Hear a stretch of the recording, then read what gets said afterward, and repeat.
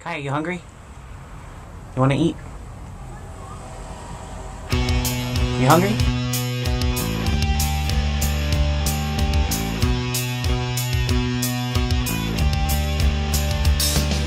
Limousines, oranges, stars, moons, submarines, jeeps, glaciers, cars, caterpillars, even grapes.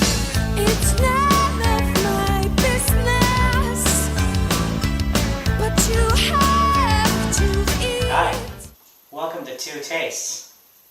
My name's John. Today, it's been a while since we've been with you, and we had a special request from some friends, and we're going to make some dishes with the very popular and very delicious tomatillo. If you're not familiar with tomatillos, you should be. If your friends or family from Texas and you're not familiar with tomatillos, you're crazy.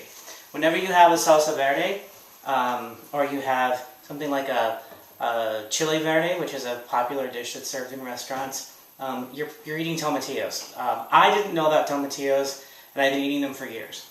Kind of ridiculous. But what we thought we'd do is do two of our favorite dishes that involve tomatillos.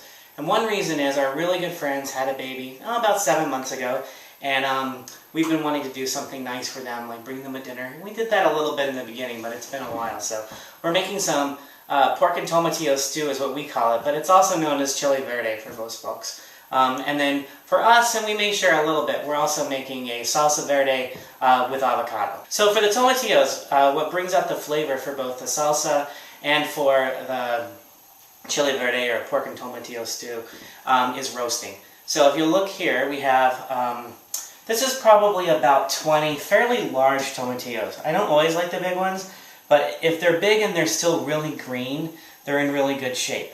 But this is real basic. You take the husks off. It's kind of obvious when you look at them that you wouldn't want to eat that. Take it off. Some people roast with the husks on. I think it's easier to just take it off. And then the most important part is cut these in uniform size. We tend to quarter them. Some people will just cut them in half. Depending on how big they are, you may want to cut a few of them down into eighths. But they go in the roasting pan. And you'll see what we have in here. And this is kind of great because it actually works for both recipes. Two tastes. One taste is me doing the salsa, the other taste is TC doing the chili verde. But some of the ingredients are common. So if you look down in our wonderful roasting pan, you'll see roasted garlic, yum, you will see jalapenos. They've been de-seeded, right?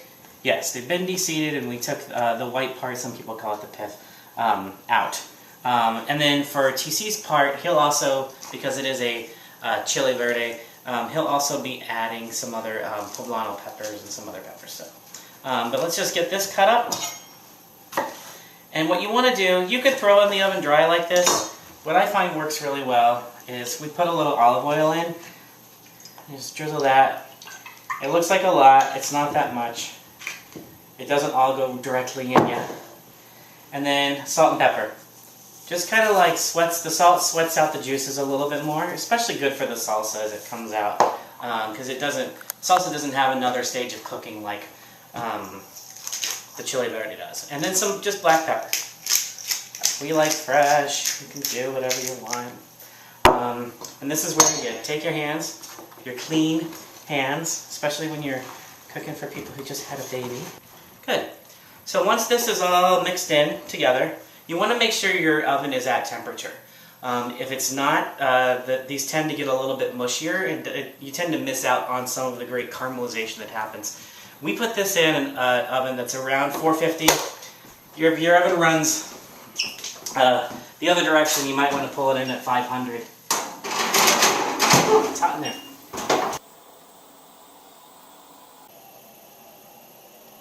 So, thank you, Jonathan, for getting everything started with the roasting. One thing I will say is that this episode is all about my Christmas presents. The big orange clogs that will keep me standing for a long time. It came from my mother-in-law, Diane. And the awesome Le Cruzettes came from, the big one came from my sister and future brother-in-law. And the orange one came from Jonathan's. I'm very excited. One of the great things about Le Creuset is it can go from stove to the oven. And the best way to sort of cook something low and slow when it comes to a stew is to heat it up on the stove and then just gently simmer it in the oven covered. First thing you do when you do any kind of braise is to sear off the meat. One of the things that you do when you sear the meat is to cook it in hot oil. The best way to figure out if the oil is hot enough is you take something like a wooden skewer, or I use a chopstick, and if it shows little bubbles, you can see it kind of bubbling there, it's hot. If it's bubbling around the chopstick, it's hot enough to sear the meat, which is great. So all you have to do is, what we're starting off here is about 4 pounds of pork shoulder. It's also called Boston butt, and here's a little tip for you. Make the butcher do the work for you. You don't have to do all the work. Ask them to cut it up into essentially 1.5-inch chunks, and that saves you a ton of time. So all you have to do is just sear everything on all sides and turn it down a little bit.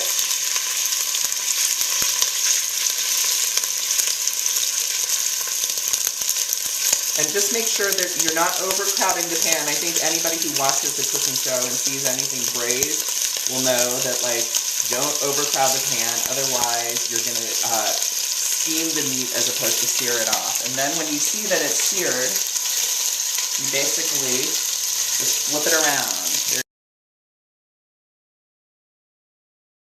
So, things have just come out of the oven after roasting. 2 sets of things that came out of the oven, and they smell amazing. It's kind of like a little lemony, limey, fresh citrus. On this pan is all the tomatillos that were roasted, and they gave up a lot of juice. They smell wonderful. And in this pan is onions, poblano peppers, and garlic. And so I'm going to use, Jonathan's going to be using half of the tomatillos for his salsa, and I'm going to be using half of them for the chile verde pork and tomatillo stew, and I'm using all of the roasted onions and peppers for the stew. So what we do is we make a flavor base, which is essentially just sticking all of this stuff into a food processor. And now I'm putting in the tomatillos. And although this may be a little bit involved in some ways, the great thing about it is you save a little bit of time chopping everything fine, and then it's really makes for a really sort of pureed, uniform stew flavor, which is wonderful. It is good if you make sure it's pureed. So I think that's a good consistency, kind of chunky, almost like salsa in a way, you know, kind of like a roasted salsa. But now what we do is we stick it into the crusette. And so we're going to stick all of that in there. And What other types of pots work for this? Cast iron is the other thing that works for it. Anything that's heavy and kind of deep is good. You want to have enough space to fill everything up. Along with the flavor base, we're going to add more flavor to this in the form of about a tablespoon of cumin that we're cooking, so no real hard and fast measurements here, but about a tablespoon of cumin. And we have 2 different kinds of chili powder. One chili powder is kind of brighter flavor, and it's a New Mexico chili. And that's the brighter red one, about another tablespoon, a little bit more. And then the other one is a darker chili, which is chili ancho. And then the next thing we're going to do, all that meat we seared up, is add the meat in. And if there's any juice on the bottom, add that too, because all of that is flavor. And we love flavor.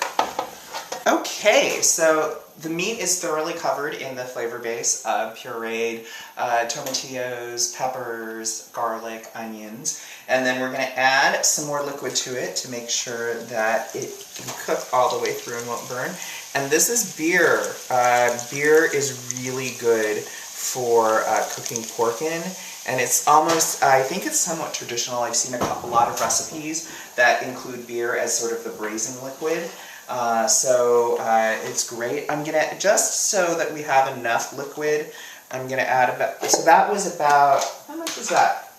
This is about 1 pint, 6 fluid ounces of beer. So that's about 2 cups. And then we're gonna add another 1.5 cups of chicken broth.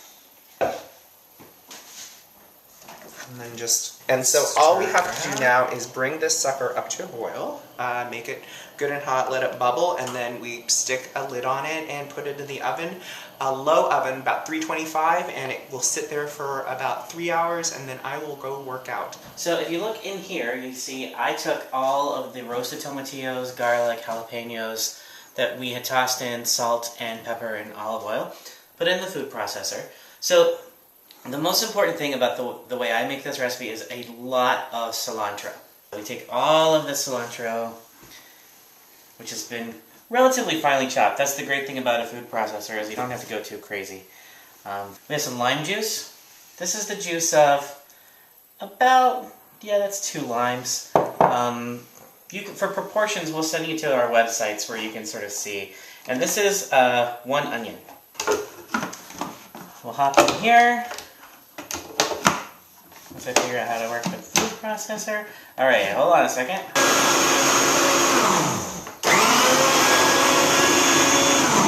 Now have a look. You can see that this, you could probably stop near this point after we put some of the spices in. What I like to do is add my cumin. Probably about 2 tablespoons. And some of the chili powder. Like TC said, we have 2 different kinds. I like to use the New Mexico kind for this, which is like a really strong red, not like your basic chili powder. And then we'll see later if we want to add the ancho. And the other thing that makes this different than your typical salsa verde is I add avocado. So this is 2 avocados. And if you're in California and you're not cooking with avocados with your salsa, I pity you. So, let's blend this up.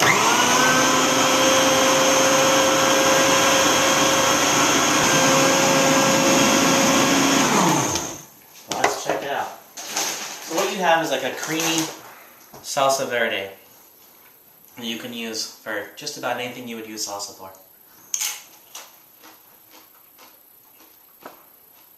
I think it's good. So, 3 hours and a workout later, this is nice and ready to go. And how do you know that the meat's done since it's been cooking covered in the oven for about 3 hours? This is how you can tell, and this is how I like my stew anyway, is it, you shred the pork, and all you have to do is if the pork shreds, see how it's shredding against the side there? If it just shreds easily with the back of the spoon, you know it's done. It's just easy that way. And you just take a big chunk there, push it against, and if it just shreds like that, if it just pulls apart, then it's good to go. And then once you sort of just mash everything up and just make it into like one big rustic soup, you're good to go. Great to serve on top of tortilla chips with a little sour cream, chopped cilantro, and chopped green onion. And between this and the salsa, it's going to be a great meal tonight.